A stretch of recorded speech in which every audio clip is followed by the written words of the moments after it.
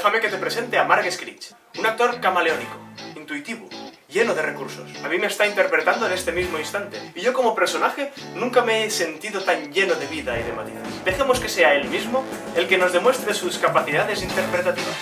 Mira, mira.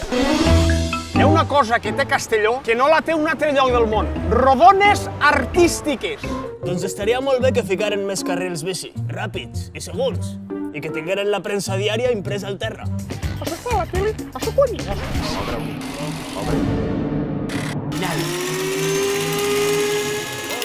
Pero la única diferencia entre un loco y Dalí es que yo no estoy loco.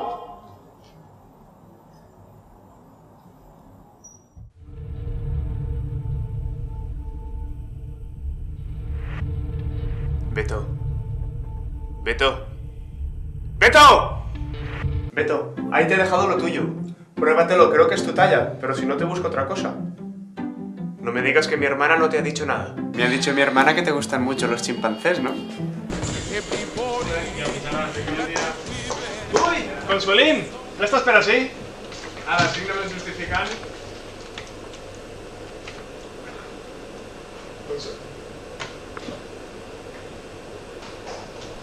Esta dona es especial. ¿Llevas toda la vida creyéndote Dios? Pues en esto no voy a ceder. Antonio, tío. No seas crío, venga. No me puedes dejar aquí tirado medio en bolas. ¿Y el trabajo qué, Ahora no lo pienso hacer. Ya te apañarás tú solito. El sentido del ritmo. Afinar cada intervención. Armonizarse dentro de la escena. Son cosas a tener en cuenta cuando se interpreta. Veamos cómo lo resuelve nuestro actor en los siguientes videoclips musicales. Nada más oír tu voz, todas las mañanas, la vida cambia.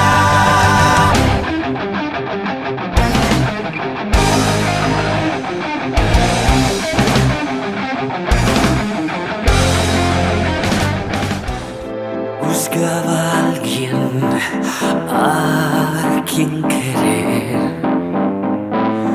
Se encontró frente a dos destinos.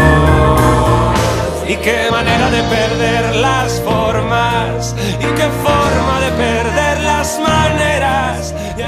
Desafiar a la selección natural.